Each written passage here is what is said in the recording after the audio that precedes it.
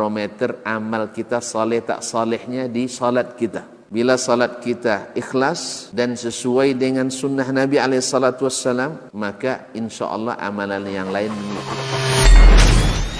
Ini aktivitas ini membantu saya di akhirat atau akan menyulitkan saya di akhirat? Kalau seandainya perbuatan itu ternyata akan menyulitkan kita di akhirat kelak, tinggalkan perbuatan itu. Anta ni'mal jund.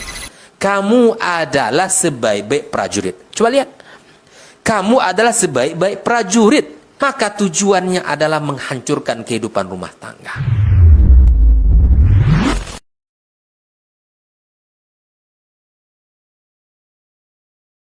Allah Subhanahu wa Ta'ala, kita mohonkan hendaknya. Alhamdulillah, kita kembali bersyukur kepada Allah Subhanahu wa Ta'ala untuk kesempatan pagi hari ini. Seperti biasa kita di kajian rutin, dan insya Allah untuk kesempatan kali ini kita bersama guru kita Ustadz Dr. Hidayatullah Ismail LCM Hafizahullah Ta'ala.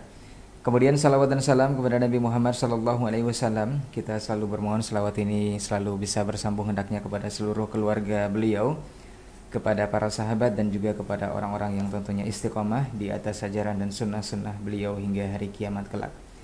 Taib generasi Urbani dimanapun antum berada, kaum muslimin dan kaum muslimat, ikhwani wa akhwati fiddin, para pencinta ilmu, kita kembali di kesempatan hari ini di hari Senin 25 Safar 1442 Hijriah atau bertepatan dengan 12 Oktober 2020. Kita mengambil tema untuk kesempatan hari ini masih berkaitan dengan kaidah-kaidah Al-Quran dalam kehidupan. Ini merupakan pertemuan kita yang kelima untuk kesempatan hari ini. Insya Allah nanti akan dilanjutkan oleh Ustaz seputar materi seperti biasa. Nanti antum juga bisa bertanya di 081273335531 di akhir sesi. Dan antum bisa menyimak siaran kita live di laman Facebook Radio Robani 91,1 FM, di halaman pribadi Ustaz dan juga di Kampar Mengaji, serta banyak lagi channel-channel dakwah yang insya Allah berkoordinasi atau bekerja sama dengan kita. Taib generasi Robani, barangkali kita langsung saja kepada lanjutan pembahasan untuk kesempatan pagi hari ini. Kepada Ustaz kita persilahkan, falyatafadhal mashkura. Bismillahirrahmanirrahim. Assalamualaikum warahmatullahi wabarakatuh. Waalaikumsalam. Alhamdulillahi rabbil alamin. Wassalatu wassalamu ala ashrafil mursalin wa ala alihi wa ashabihi ajma'in. أشهد أن لا إله إلا الله وحده لا شريك له وأشهد أن محمدا عبده ورسوله الذي لا نبي بعده يا أيها الذين آمنوا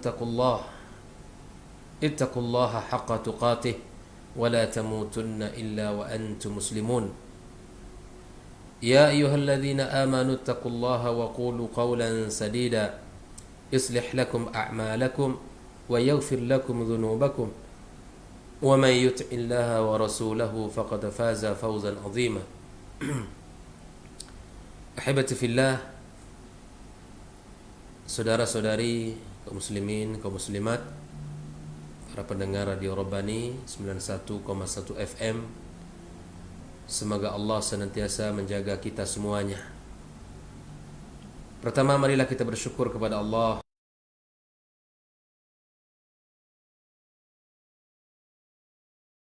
kesempatan, kekuatan, serta kemudahan di dalam melakukan kebaikan.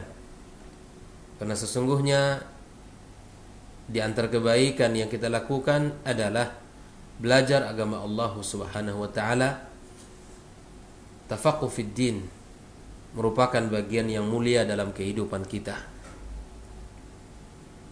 Bahwa ketika Allah Subhanahu wa Ta'ala mencintai seorang hamba, maka Allah mudahkan baginya untuk melakukan kebaikan-kebaikan. Allah pakai waktunya untuk beramal saleh. Allah pakai usianya untuk berbuat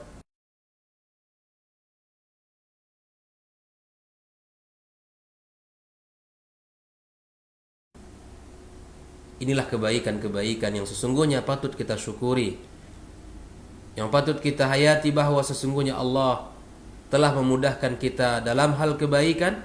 Berarti itu tanda Allah mencintai kita. Maka sekali lagi kita mohon kepada Allah agar Allah kokohkan di jalan kebenaran sampai kita bertemu dengannya.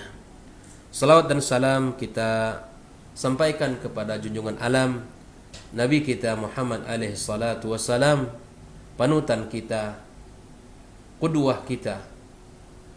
Semoga Allah Subhanahu wa taala memberikan kepada kita kemudahan untuk mengikuti jalannya dan meniti agamanya yang telah disampaikan olehnya dengan sebaik-baik yang bisa kita lakukan berdasarkan ilmu yang bersumberkan kepada Al-Quranul Karim dan sunnahnya Nabi kita alaihi salatu wassalam.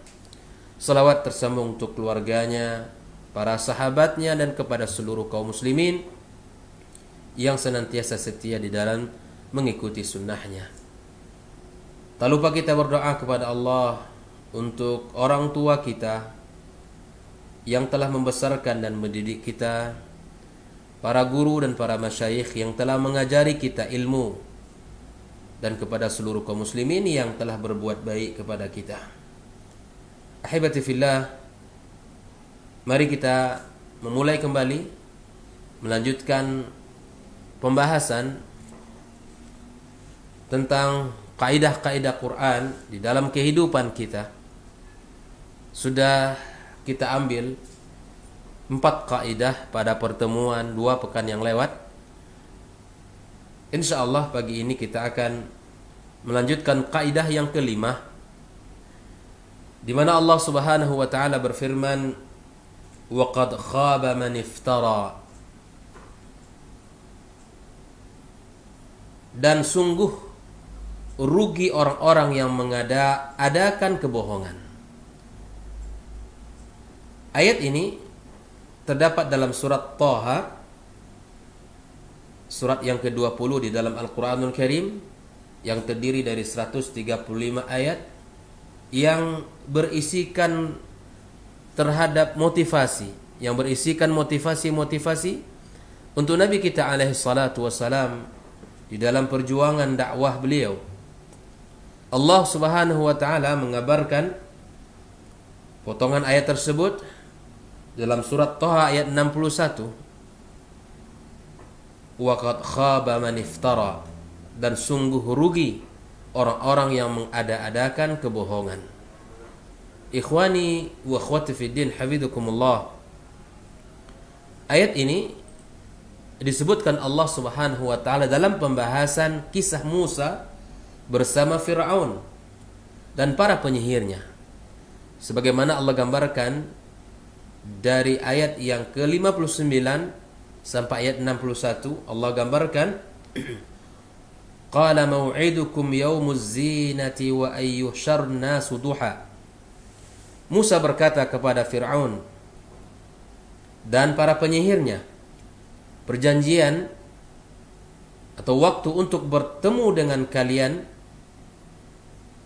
adalah pada hari raya, dan adalah orang-orang dikumpulkan pada hari atau pada waktu duha. Musa berkata kepada Fir'aun bahwa pertemuannya adalah waktu pada hari raya, dan hendaklah dia mengumpulkan orang-orang di waktu duha. Fatawalla Fir'aunu fajama'a kaidahu thumma ata. Apa yang dilakukan oleh Fir'aun? Maka Fir'aun meninggalkan tempat itu, lalu kemudian dia mengatur tipu dayanya. Kemudian dia datang kembali pada hari yang telah ditentukan itu. Qala lahum Musa, dan Musa berkata kepada mereka, para penyihirnya, wailakum la taftaru 'ala Allahi kadhiba fayushitakum bi'adabin wa qad khaba man iftara. Musa berkata kepada penyihirnya, celakalah kalian, janganlah kalian mengada-adakan kebohongan terhadap Allah Subhanahu wa taala. Nanti Allah membinasakan kalian dengan azabnya, dan sungguh rugi orang-orang yang mengada-adakan kebohongan. Inilah potongan kaidah yang kita ambil dalam pembahasan kita pagi ini. Potongan ayat Al-Quranul Karim dari surat Thaha ayat 61 ini. Kalau kita melihat dalam kitab Mufradat punya Raghib menyebutkan wal iftira yutlaku ala ma'anin. Kata iftira yaitu mengada-adakan kebohongan itu digunakan untuk beberapa makna. Iftira digunakan untuk beberapa makna. Minha, di antara maknanya al-iftira al-kadhib, kebohongan, dusta, wasyirik, kesyirikan, wadzulm, dan kezaliman. Ada 3 makna yang dipakai yang terangkum pada makna kata iftira: kebohongan, kesyirikan, dan kezaliman. Waqad ja'a al-Qur'anu bihadhihi al-ma'ani ats-tsalath wa kulluha taduru 'ala al-fasad wal ifsad. Al-Qur'anul Karim menyebutkan 3 makna ini dan semuanya berkisar pada makna rusak dan perbuatan kerusakan. Al-ifsad itu merusak, al-fasad ya. Wal ifsad, semua itu adalah makna yang terkandung di dalam makna iftira. Al-Imam Ibn Qayyim Al-Jauziyah menguatkan kaidah yang kita bahas ini, bahwa Allah Subhanahu wa taala qaddamana subhanahu annahu la budda ay yukhayyab ahli al-iftira wa la yahdihim wa annahu yushitahum bi'adzabihi, bahwa Allah Subhanahu wa taala tidak akan membiarkan mereka, ya, tidak akan memberikan kepada mereka begitu saja mudah untuk lari dari apa yang mereka lakukan. Allah pasti akan membinasakan mereka dengan kebohongan yang mereka ada-adakan. Ahibati fillah, ma'asyiral hadirin wal hadirat rahimakumullah. Kalau kita melihat ayat Al-Qur'anul Karim tentang iftira, maka kemudian kita dapatkan beberapa ayat-ayat yang senada yang mengatakan bahwa iftira itu merupakan kezaliman. Sebagaimana yang sudah kita sebutkan tadi, Allah menggambarkan wa man azlamu mimman iftara 'ala Allahi kadhiba aw kadzdzaba bil haqq lamma ja'ahu alaysa fi jahannama mathwan lil kafirin. Siapakah orang yang paling zalim? Siapakah orang yang paling zalim daripada orang-orang yang mengada-adakan kebohongan atas Allah atau mendustai kebenaran? Tidak ada orang yang paling zalim daripada yang melakukan itu. Kezaliman yang terbesar adalah berdusta atas agama Allah Subhanahu wa taala. Berdusta atas nama Allah adalah kezaliman yang paling besar. Al-Imam Ibn Katsir rahimahullah ta'ala menyebutkan la syak atau la ahad ashaddu uquba mimman kadzaba 'ala Allah. Tidak ada orang yang paling berat hukumannya nanti daripada orang-orang yang berdusta atas nama Allah Subhanahu wa ta'ala. Wa man qala sa'unzil wa inna Allaha uhiya ilayya syai'a wa lam yuha ilai syai'. Orang mengatakan sesungguhnya Allah telah mewahyukan kepadaku dan Allah tidak pernah mewahyukan kepadanya. Ini berdusta atas agama Allah. Betapa banyak orang hari ini mengatakan dirinya mendapatkan wahyu dari Allah Subhanahu wa taala, tapi sesungguhnya dia adalah berdusta.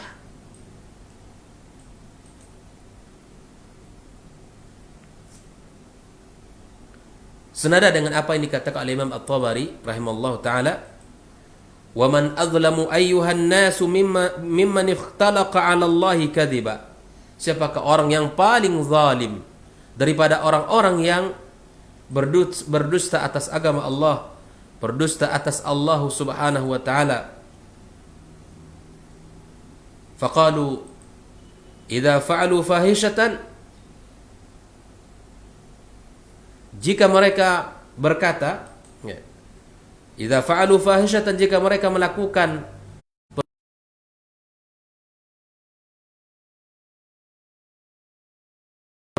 wallahu amarana biha. Ini ungkapan-ungkapan yang telah ada ketika mereka dalam kemaksiatan, dalam perbuatan keji, mereka diingatkan, lalu kemudian mereka mengatakan, wajadna 'alaiha aba'ana, kami dapatkan orang-orang tua kami melakukan hal yang demikian. Wallahu amarana biha. Beraninya mereka mengatakan Allah memerintahkan itu kepada kami. Wallahu la ya'muru bil fahsya. Allah tidak pernah menyuruh atas melakukan perbuatan-perbuatan keji. Au kadzdzaba bil haqqi lamma jaa'a, atau mendustai kebenaran yang telah datang kepadanya. Ikhwani, ini adalah sebuah peringatan untuk kita bersama, terutama untuk diri saya dan kita semua kaum muslimin, bahwa sungguh merugilah orang-orang yang mengada-adakan kebohongan atas nama Allah, atas nama agamanya, atas nama syariatnya, atas nama Al-Quranul Karim, atas nama hadis-hadis Nabi sallallahu alaihi wasallam. Maka mengada-adakan atas Allah merupakan kezaliman yang paling besar di sisi Allah Subhanahu wa taala. Ahibati fillah,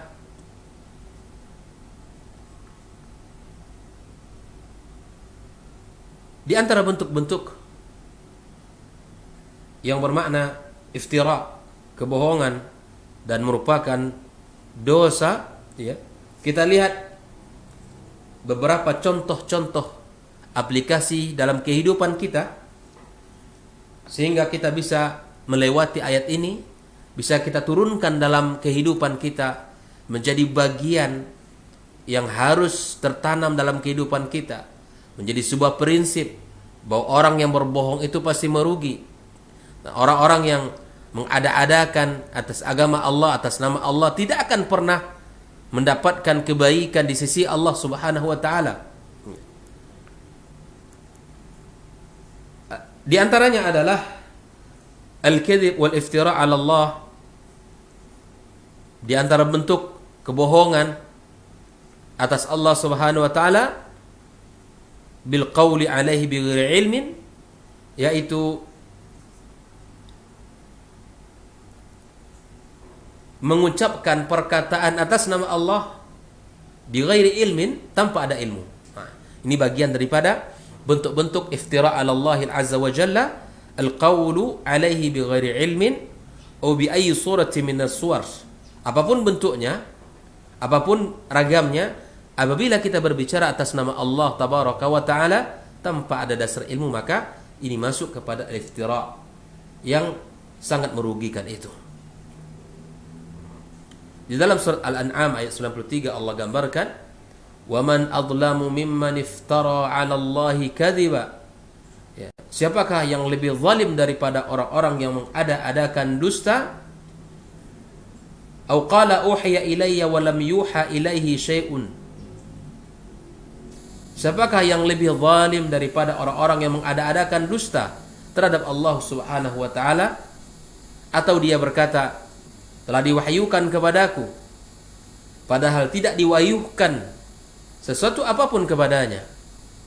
Wa man qala sa'unzilu mithla ma anzalallah, dan dia juga berkata, aku akan menurunkan seperti apa yang diturunkan Allah Subhanahu wa taala. Coba lihat, dia berkata, dan sangat mudah orang berkata dengan lisannya dan sangat tidak merasa ada beban dalam ucapan yang disampaikan. Dia mengatakan dia telah diwahyukan kepadanya, padahal Allah tidak pernah memberikan wahyu kepadanya. Dia mengatakan akan menurunkan seperti apa yang diturunkan Allah Subhanahu wa taala. Oleh itu ikhwani, wa qad dalla al-Qur'an ala anna al-qawla 'ala Allah bighairi ilmin a'zamul muharramat 'ala al-itlaq. Al-Qur'anul Karim telah menggambarkan bahwa berbicara atas nama Allah tanpa ada ilmu merupakan keharaman yang paling besar secara mutlak. Allah gambarkan di dalam ayatnya, qul innama harrama rabbiyal fawahisha ma dhahara minha wa ma batana wal ithm wal baghya bighairil haqq wa an tusyriku billahi ma lam yunazzil bihi sultana wa an taqulu 'ala Allahi ma la ta'lamun. Ya. Katakanlah innama harrama rabbiyal fawahisha. Yang diharamkan oleh Rabbku adalah fawahish, perbuatan keji, ma dhahara minha wa ma batan, baik yang nampak maupun yang tidak, wal ithm, dan perbuatan dosa, wal baghya bighairil haqq, ya, melakukan sesuatu tanpa melakukan sesuatu terhadap orang lain tanpa hal yang dibenarkan, dan melakukan kesyirikan. Inilah makna yang ketiga tadi, wa antusyriku billahi ma lam yunazzil bihi sultana, melakukan kesyirikan kepada Allah yang mana Allah tidak menurunkan sultan, hujjah. Wa antaqulu 'ala Allahi ma la ta'lamun, dan kalian berkata atas Allah, atas di mana kalian tidak mengetahui ilmunya. Ikhwani wa akhwati fi din, hafizakumullah. Ta'ammal fi hadzal amr, lihatlah perkara ini. Wajadta annal musyrik innama asyraka li'annahu qala 'ala Allah bighairi ilm. Sesungguhnya orang-orang musyrik itu melakukan kesyirikan dikarenakan dia berkata atas nama Allah tanpa dasar ilmu. Wa mithluhu, ya. Seperti apa yang disampaikan bahwa seperti contoh yang lain misalnya yang mengharamkan yang halal atau sebaliknya menghalalkan yang haram, sebagaimana yang Allah kisahkan terhadap sebagian orang-orang Bani Israel, di mana mudah sekali lisan mereka untuk mengharamkan yang halal atau sebaliknya menghalalkan yang haram. Sangat mudah bagi mereka. Maka orang-orang beriman umat Muhammad sallallahu alaihi wasallam, dia berusaha untuk berhati-hati di dalam perkara ini. Ya. Masuk dalam bagian kategori iftira 'ala Allah azza wa jalla bighairi ilmin adalah min jumlatil muftarina 'ala Allah subhanahu wa ta'ala, seperti apa yang Allah sampaikan di dalam surat An-Nahl ayat 116. Ya. ولا تقولوا لما تصف ألسنتكم الكذب هذا حلال وهذا حرام لتفتروا على الله الكذب إن الذين يفترون على الله الكذب لا يفلحون. Dan janganlah kamu mengatakan terhadap apa yang disebut-sebut oleh lidahmu secara dusta, ini adalah halal, ini adalah haram, untuk mengada-adakan kebohongan terhadap Allah subhanahu wa ta'ala. Sesungguhnya orang-orang yang mengada-adakan kebohongan terhadap Allah tidak akan pernah beruntung. La yuflihun, tidak akan pernah beruntung. Apa untungnya bagi kita ikhwani untuk berdusta atas nama Allah, untuk berdusta atas nama syariatnya, untuk berdusta atas nama agamanya? Tidak akan pernah beruntung.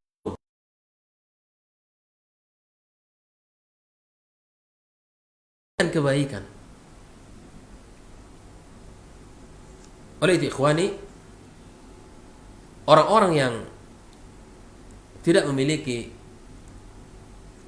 keilmuan terkait apa yang ia bicarakan misalnya, maka sebaiknya dia untuk menahan lisannya.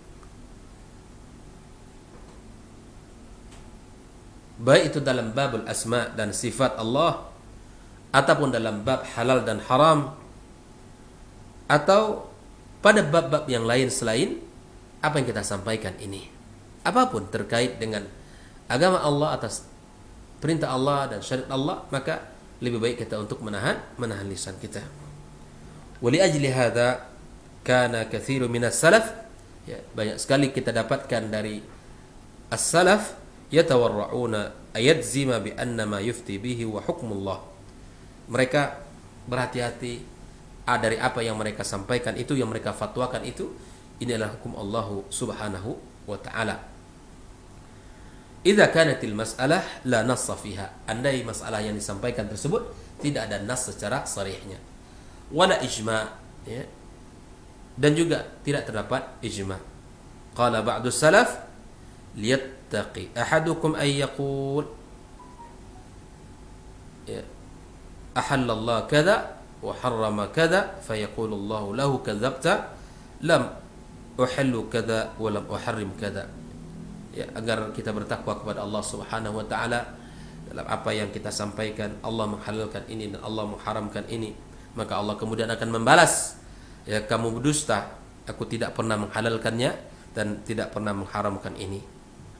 Oleh itu ikhwani, sebuah kisah yang terjadi pada Umar, pada masa Umar bin Khattab radhiyallahu taala anhu, Amirul Mukminin, tatkala ya, ada seorang menulis di depan beliau sebuah keputusan, kemudian dia mengatakan hadza ma arallahu Amirul Mukminin Umar, ya, faqala la taqul hakadha walakin qul hadza ma ra'a Umar fa in kana sawaban fa min Allah wa in kana khata'an fa min Umar. Silakan dibaca dalam kitab Sunan Al-Baihaqi, ya, Sunan Al-Kubra, akhraj Al-Baihaqi fi Sunan, ya.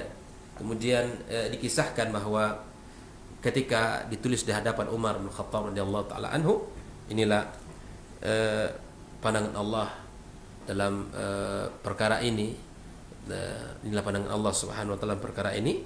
Kemudian Umar mengatakan, jangan katakan itu, tapi katakan inilah pendapatnya Umar, ya, karena jika benar dari Allah Subhanahu wa taala dan jika salah maka dari diri Umar itu sendiri.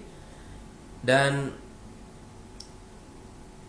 Ibnu Wahab mengatakan sami'tu Malikan rahimallahu taala yaqul lam yakun min amrin nas wala man madha min salafina wala adraktu ahadan aqtadi bihi yaqulu fi syai' hadha halalun wa hadha haram wa ma kanu yashtari'una ala dhalik wa innama kanu yaqulun naqrahu kadha wa nara hadha hasanan.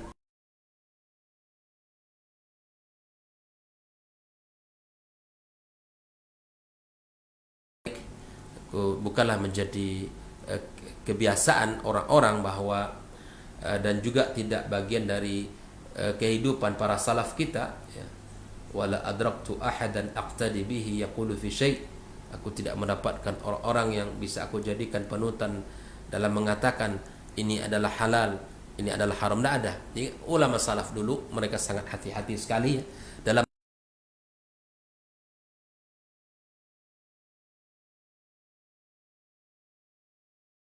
mereka mampu untuk mengatakan itu dan mereka faham. Namun kena wara' yang ada dalam jiwa mereka, ya, wa ma kanu yashtari'una ala dzalik. Mereka tidak sanggup untuk mengatakan hal yang demikian. Wa inna ma kanu yaqulun, mereka mengatakan kita naqra hakadha wa nara hadha hasan, kita menyukai yang ini dan kita tidak menyukai yang ini, maka sepatutnya ini yang kita lakukan dan kita tidak memandang ini yang baik. Alangkah kita butuhnya hal yang seperti ini, ikhwani. Alangkah kita membutuhkan akhlak yang mulia seperti ini dalam urusan agama kita, ya. Oleh itu ikhwani, dalam urusan agama pertanggungjawabannya berat di sisi Allah Subhanahu wa taala. Fa'ala man lam yakun 'indahu ilmun fi ma yatakallamu bihi ayumsika lisana. Orang yang tidak mumpuni misalnya dalam suatu perkara, maka hendaklah dia menahan lisannya. Wa 'ala man tasaddara li ifta'in nas, orang yang memberikan fatwa kepada orang, ayura'i hadis salaf fi hadzal bab.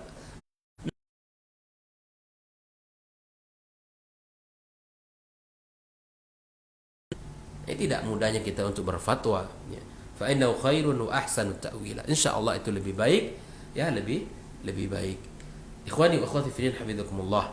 Nah, kalau kita lihat sebagai bentuk aplikasi dari kaidah yang kelima ini, sungguh merugilah orang-orang yang berbohong, adalah apa yang dilakukan oleh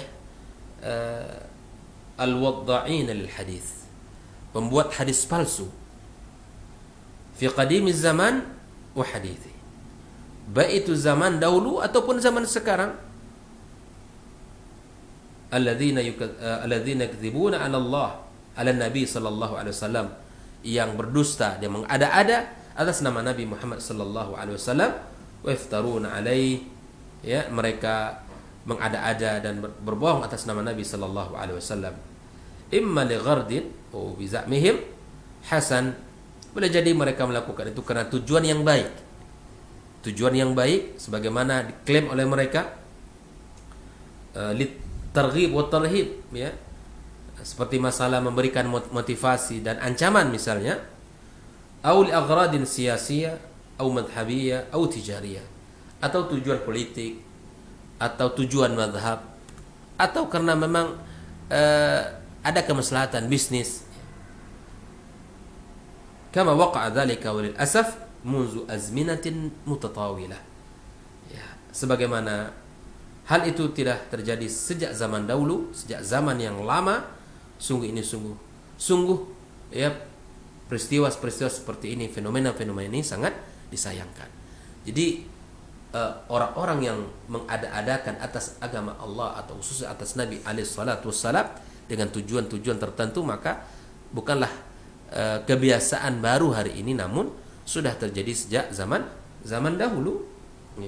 Maka disebutkan walau istash'ara kullu man yad'a al-hadits 'ala an-nabi sallallahu alaihi wasallam annahu min jumlatil muftarin wa annahu la yufliha sa'yuh bal huwa khaibun kama qala rabbuna wa qad khaba man iftara. Andai saja hal ini dipahami oleh orang-orang yang berdusta atas nama Allah, atas nama Nabi alaihi salatu wasallam, dia termasuk kepada orang-orang kelompok yang mengada-ada atas nama Nabi, maka sungguh tidak akan pernah beruntung usahanya itu, dan bahkan dia termasuk orang yang merugi, sebagaimana Allah katakan dalam surat Taha ayat 61 ini. Oleh itu ikhwani wa akhwati fid din, hendaklah kita sadari bahwa maqamus syariah azim, kedudukan syariat ini sangatlah agung. Wa janabiha musanun wa muhtaram, dan martabatnya syariat ini dijaga dan dimuliakan. Tidak pantas bagi kita untuk menghinakan agama yang telah Allah muliakan dengan ucapan dusta kita. Waqad akmalallahu ad-din, Allah telah menyempurnakan agama ini. Fala yahtaju ila haditsin mawdu'in wa mukhtaliq. Tak perlu kita menyempurnakan agama ini dengan sesuatu yang bersifat dusta atau yang mengada-ada.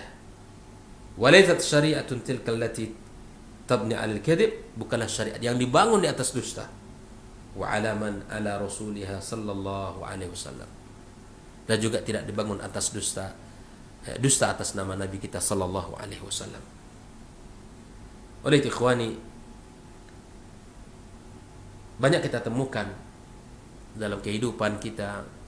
Dan kita sebagai seorang yang beriman, bagaimanakah metode kita di dalam beragama? Ini manhaj, ya. Maka sesungguhnya kita sebagai orang-orang yang beriman, pertama dia mencari dalil dari Al-Quranul Karim, apa yang dikatakan Allah dalam perkara tersebut. Lalu kemudian kita cari hadis-hadis yang sahih di dalam perkara tersebut. Dicari hadis-hadis yang sahih, lalu kemudian kita lihat bagaimana penjelasan para ulama kita. Karena akan kita temukan bisa jadi ada hadis-hadis yang dhaif dalam bab itu. Mukmin dia berpegang kepada hadis-hadis yang sahih. Jangan sampai hari ini Masya Allah kita lihat banyak sekali bersebar luas di dalam internet, kemudian di dalam banyak tulisan-tulisan, ya. Lalu kemudian dia ingin menulis, lalu kemudian dikuatkan dengan hadis-hadis yang sungguh ada hadis yang sahih dari hadis yang dipakai, tapi itu tidak dipakai, mungkin karena kebodohan atau mungkin karena ketidakfahaman dia. Falyattaqillah, hendaklah bertakwa kepada Allah Subhanahu wa taala. Wala nanshuru syai'an yunsabu ila Nabi sallallahu alaihi wasallam hatta yatathabbat min sihhati an, sampai kita bisa melihat kebenaran dari riwayat yang kita sampaikan itu. Ikhwani, masih banyak contoh-contoh dalam kehidupan kita yang bisa kita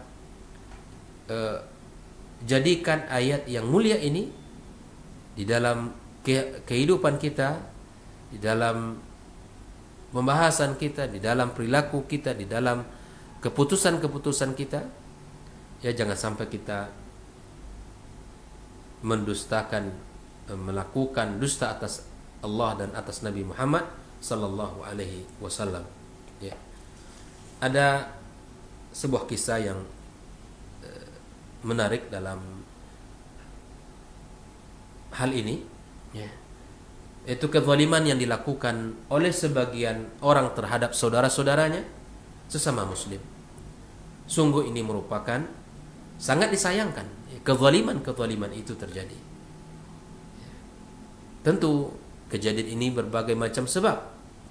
Barangkali karena sebab utamanya adalah hasad yang ada dalam jiwa. Semoga Allah Subhanahu wa taala melindungi kita dari sifat ini. Atau tamak untuk mendapatkan keuntungan dunia, atau sebab-sebab yang lainnya yang menyebabkan kita berani untuk melakukan kezaliman terhadap saudara-saudara kita.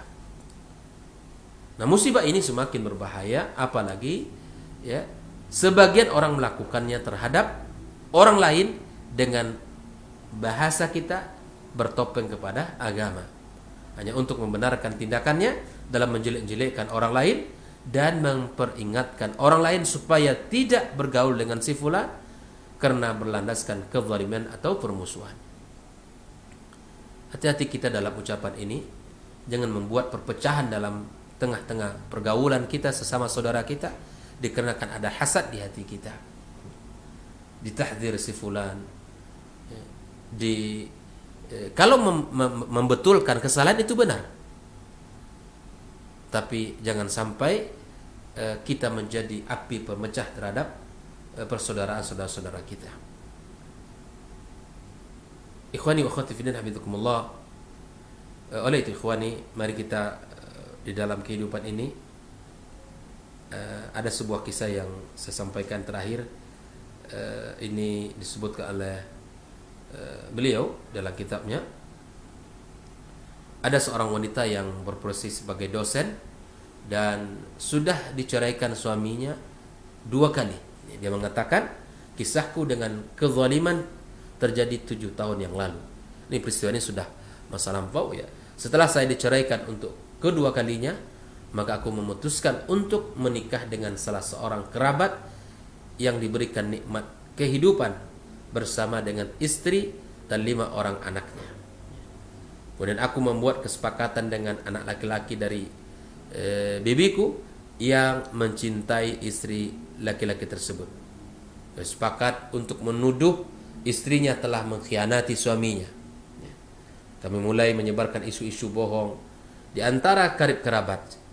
Seiring perjalanan waktu, maka kami pun berhasil sehingga kehidupan rumah tangga mereka merosot dan berakhir dengan perceraian. Setahun pun berlalu. Wanita yang diceraikan suaminya itu karena isu-isu bohong kami menikah dengan laki-laki dan yang sudah punya kedudukan. Sementara mantan suaminya menikah lagi dengan wanita lain. Bukan denganku. Coba lihat. Bukan denganku. Padahal dia menjadi penyebab terjadinya perceraian. Tapi akhirnya dia tidak menikah dengannya. Akhirnya aku dan anak laki-laki bibiku tidak mendapatkan tujuan yang kami inginkan. Bahkan kami mendapatkan hasil dari kezaliman kami. Itu saya ditimpa musibah kanker darah, kata beliau.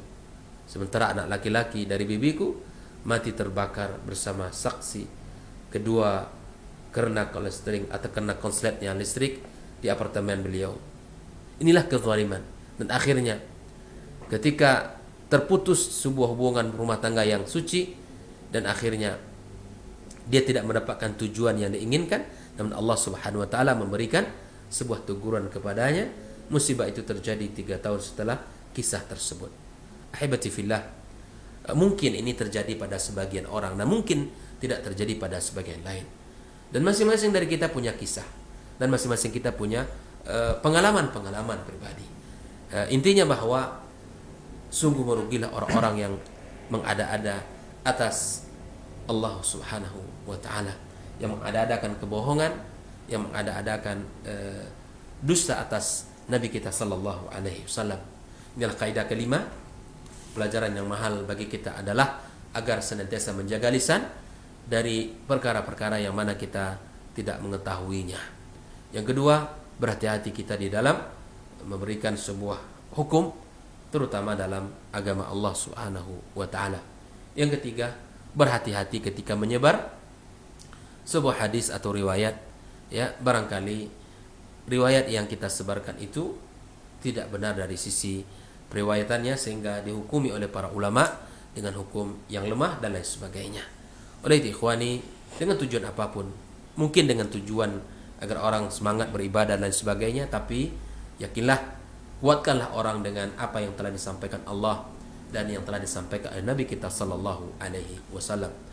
Dan kebohongan akan melahirkan kebohongan-kebohongan berikutnya. Karenanya tidak akan pernah beruntung. Karena satu kebohongan yang dilakukan akan sangat mudah untuk melahirkan kebohongan-kebohongan berikutnya. Agar kita terhindar dari kebohongan dan dusta, maka janganlah kita membuka pintu itu, apalagi dalam pintu agama Allah dan berbohong atas Allah dan Rasulnya Muhammad sallallahu alaihi wasallam. Barakallahu fikum. Semoga Allah berkahi pertemuan ini dan mudah-mudahan Allah kokohkan kehidupan kita dengan berpegang teguh kepada kaidah-kaidah Quran ini, dan Allah jaga kita bersama keluarga kita, orang-orang terdekat dengan kita, ya, ketika kita berpegang teguh dan kembali kepada ayat-ayat Allah Subhanahu wa taala. Saya kembalikan kepada saudara saya setelah ini. Baik, jazakallah khairan Ustaz untuk materi kita di kesempatan hari ini mengenai kaidah-kaidah Al-Quran dalam kehidupan untuk pertemuan kita yang kelima. Mudah-mudahan apa yang sudah kita bahas mengenai kaidah hari ini bisa bermanfaat untuk antum dan antuna semuanya, khususnya kita kaum muslimin, dan bisa diterapkan juga dalam kehidupan sehari-hari. Seperti biasa, sebelum kita tutup kajian bersama Ustadz, ada beberapa pertanyaan. Ustadz, coba kita jawab di kesempatan hari ini yang sudah masuk di 081273335531. Untuk pertanyaan pertama, Assalamualaikum warahmatullahi wabarakatuh Ustadz. Waalaikumsalam warahmatullahi wabarakatuh. Ustadz, saya dari Kuansing mau bertanya mengenai perihal bohong atau kebohongan Ustadz. Ustadz, apakah kebohongan itu bisa dibagi-bagi Ustadz? Kebohongan kecil atau kebohongan besar? Apakah dosanya juga sama? Dan apakah bohong atau kebohongan dalam perkara dunia juga dihukumi dosa Ustadz? Bagaimana jika bohong untuk menyelamatkan nyawa seseorang? Naam Ustaz. Bismillahirrahmanirrahim. Alhamdulillah wassalatu wassalamu ala Rasulillah wa ala alihi wa sahbihi wa mawala ma ba'd. Kebohongan, Allah Ta'ala bersabda, tidak ada pembagian kecil dan besarnya. Namun yang ada di dalam pembahasan yang saya ketahui adalah dia bukan bohong tetapi lalaghibbah. Kebohongan secara umum itu adalah tercela. Ya, kebohongan secara umum adalah tercela. Apapun namanya, itu kebohongan itu adalah tercela. Namun dikecualikan oleh para ulama kita, dan itu bukanlah bohong yang bermakna mazmum.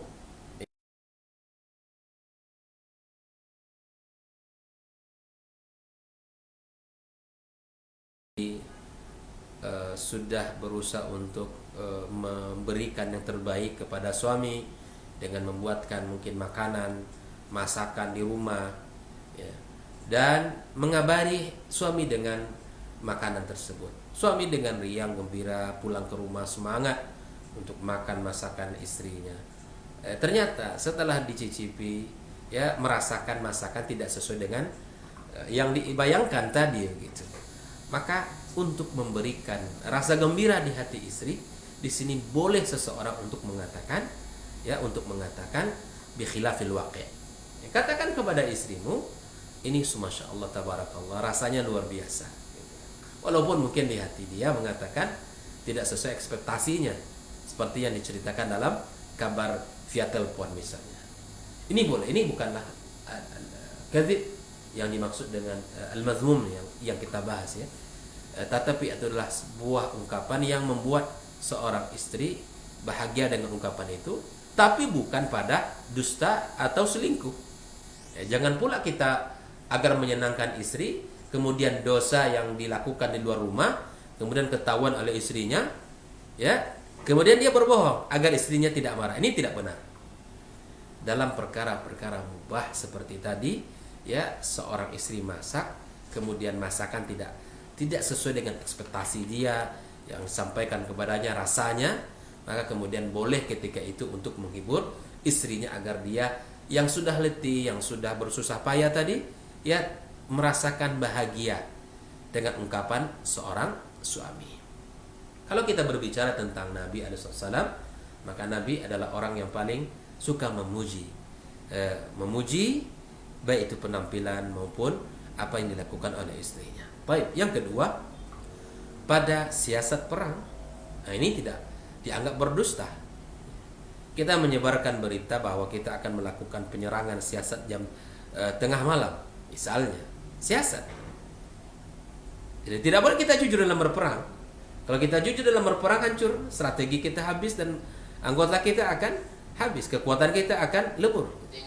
Maka dalam hal ini boleh bagi seseorang untuk dalam siasat perang untuk mengatakan bi khilafil waqi', bukanlah dusta yang dibohongkan.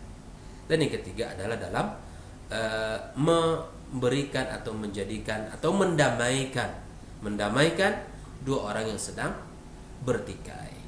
Mendamaikan dua orang yang sedang bertikai, ya, kita ingin mendamaikan mereka dalam pergaulan seperti sedia kala, maka boleh kita mengatakan sesuatu kepada saudara salah satu dari mereka, akhi fillah, apa yang dituduhkan oleh orang-orang terhadap dirimu, ya, maka kemudian ini tidak benar.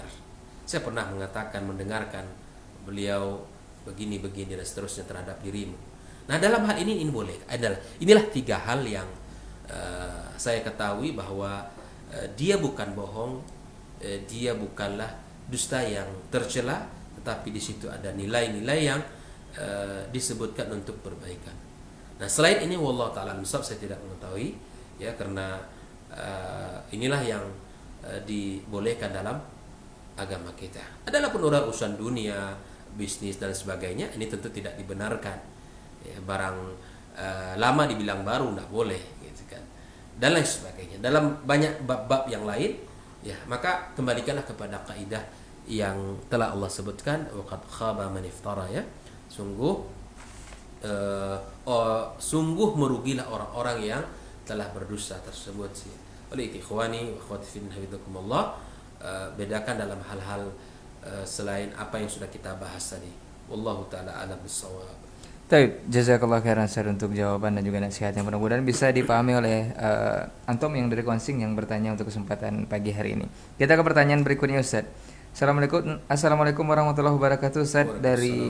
Saya dari Rokan Hulu, Bapak Amin.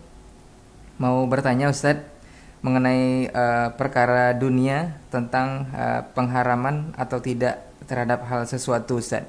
Contohnya dalam perkara dunia, membuat pantangan terhadap satu jenis makanan untuk tidak dikonsumsi dan petai. Apakah ini mengharamkan sesuatu yang sudah Allah halalkan, Ustaz? Naam. Bismillahirrahmanirrahim. Alhamdulillah wassalatu wassalamu ala Rasulillah wa ala alihi wa sahbihi wa mawala ma ba'd. Akhi fillah, dalam kaidah agama itu ada yang disebutkan oleh para ulama kita, al-aslu fil ibadati tahrim. Hukum asal ibadah adalah haram. Jadi ibadah tidak boleh diadakan kecuali ada dalil yang menyuruh kita, baru kita lakukan. Nah, dalam perkara dunia, urusan makan, minum dan berpakaian, atau dalam urusan makan, ya, seperti tadi yang disampaikan, maka hukum asalnya adalah mubah. Al-aslu fil asya'il ibahah. Hukum asal terhadap urusan dunia adalah mubah. Hukum asal terhadap urusan dunia adalah mubah. Nah, sampai ada dalil yang melarang kita untuk ada dalil yang melarang kita untuk meninggalkan, maka disitulah baru kita tinggalkan. Nah, dalam hal yang Bapak sebutkan tadi, ya lihat apa sebabnya, kenapa kita menahan diri untuk tidak memakannya. Ini hukum asal memakannya boleh saja, kan begitu. Apabila ada hal-hal yang jika kita makan, misalnya memberikan mudarat kepada diri kita misalnya, maka dalam hal itu hukum asalnya adalah mubah untuk dimakan. Tapi apabila dia mendatangkan mudarat di dalam diri kita apabila kita makan misalnya, maka itu tidak ada masalah bagi kita untuk menahannya. Ya, dalam hal urusan yang seperti ini, kita tidak memakannya karena ada kemudaratan yang ditimbulkan oleh kalau saya makan. Maka dalam hal ini boleh kita untuk melarang atau menahan diri kita untuk tidak memakannya. Apalagi ditambah dengan nasihat-nasihat para ahli kesehatan misalnya. Bapak ini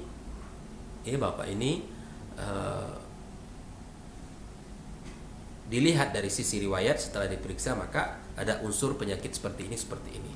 Maka sebaiknya Bapak untuk meninggalkan ini dulu sementara atau mengurangi. Kalau dari sisi ahli kesehatan telah mengatakan gitu ya, kaidah-kaidah dalam agama kita juga mengatakan bahwa yang mudarat itu ditolak gitu, maka dalam hal ini tidak ada masalah bagi kita untuk menahan diri untuk tidak memakannya. Apalagi tadi saya katakan telah direkomendasikan oleh ahli kesehatan yang itu memiliki kemumpunian, ya, memiliki ilmu yang mumpuni dalam hal tersebut. Tidak ada masalah untuk menahan diri. Namun kalau seandainya memang tidak ada asbab atau faktor-faktor yang menyebabkan diri kita untuk melakukan itu, maka ya jangan membiasakan diri dalam hal-hal seperti itu. Jangan membiasakan diri dalam hal seperti itu. Ya.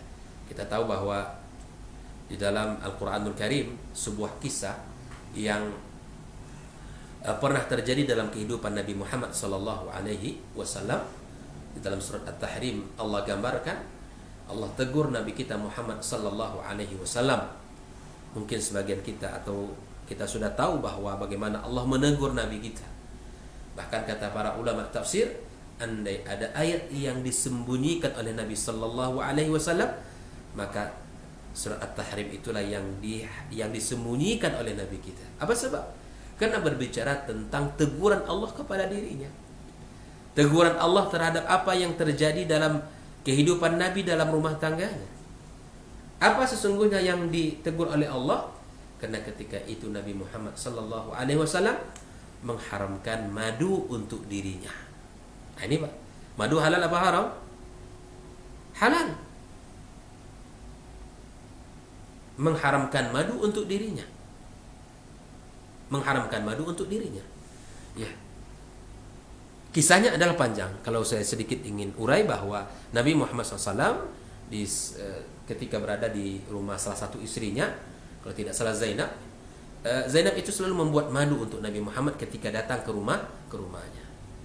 Dan hal ini diketahui oleh Aisyah dan Hafsah. Bahwa Zainab, ini kecemburuan sesungguhnya. Asbabnya adalah kecemburuan. Ya, ketika Nabi minum madu di rumah Zainab, lalu kemudian ternyata ada sedikit pembicaraan antara Hafsah dengan Aisyah radhiyallahu taala anha. Ya. Lalu kemudian Aisyah mengatakan bahwa ketika Nabi nanti datang ke rumah kita katakan kami mencium bau yang tidak sedap. Ya. Bau yang tidak sedap dari mulutmu. Maka kemudian ketika Nabi datang ke rumah Aisyah, ya, Nabi mendengarkan perkataan itu. Dan ketika Nabi datang ke rumah Hafsah pun mendengarkan perkataan yang sama. Maka kemudian Nabi SAW menjawab, saya tidak minum apa-apa kecuali madu di rumahnya si Zainab. Nah, Nabi SAW ingin mencari ridho istrinya, ingin mencari kedamaian, ridho dari masing-masing istrinya, maka Nabi mengharamkan madu untuk dirinya. Maka Nabi Nabi kita SAW ditegur oleh Allah Tabaraka wa Ta'ala, ya, kenapa engkau haramkan sesuatu yang telah dihalalkan Allah Subhanahu wa Ta'ala? Ya, mengharamkan sesuatu yang telah dihalalkan Allah Subhanahu wa Ta'ala. Tabtaghi mardata azwajik, apakah engkau untuk mencari ridha daripada pasangan istri-istrimu? Maka kemudian di sinilah Nabi kita ditegur oleh Allah Tabaraka wa Ta'ala. Akhi fillah, Nabi melarang dirinya untuk meminum madu dikarenakan untuk mencari keridhaan istri-istrinya. Maka sama halnya mungkin kita mengharamkan jengkol untuk diri kita dikarenakan istri kita tidak suka, ya, ini hati-hati juga kita, karena hukum asalnya adalah dibolehkan, karena hukum asalnya kecuali ada dalil-dalil yang menunjukkan keharaman atau ada kaidah-kaidah atau dikuatkan oleh ahli kesehatan. Allah Ta'ala bisawab. Baik, jazakallah khairan Ustaz untuk jawaban dan juga nasihat yang mudah-mudahan memang bisa bermanfaat untuk Bapak Amin yang ada di seputaran Rokan Hulu, dan mudah-mudahan saja ini juga nasihat untuk kita semua untuk lebih berhati-hati dalam perkara ini. Baik, kita cukupkan untuk hari ini. Sepertinya kajian kita bersama Ustaz insyaallah di esok hari barangkali kita akan lanjutkan lagi materi kita seputar kaidah-kaidah Al-Quran dalam kehidupan bersama guru kita insyaallah. Afwan untuk semua salah kata yang kita bicara. Jazakumullah khairan untuk perhatian antum semua. Tetap setia di 91,1 FM Radio Robani, merajut ilmu dan peradaban. Kita tutup dengan doa kafaratul majlis. Subhanakallahumma wa bihamdika asyhadu an la ilaha illa anta astaghfiruka wa atubu ilaik. Assalamualaikum warahmatullahi wabarakatuh. Waalaikumsalam. Barometer amal kita saleh tak salehnya di salat kita. Bila salat kita ikhlas dan sesuai dengan sunnah Nabi SAW, maka insyaAllah amalan yang lain mengikuti. Ini aktivitas ini membantu saya di akhirat atau akan menyulitkan saya di akhirat? Kalau seandainya perbuatan itu ternyata akan menyulitkan kita di akhirat kelak, tinggalkan perbuatan itu. Anta ni'mal jund. Kamu adalah sebaik-baik prajurit. Coba lihat. Kamu adalah sebaik-baik prajurit. Maka tujuannya adalah menghancurkan kehidupan rumah tangga.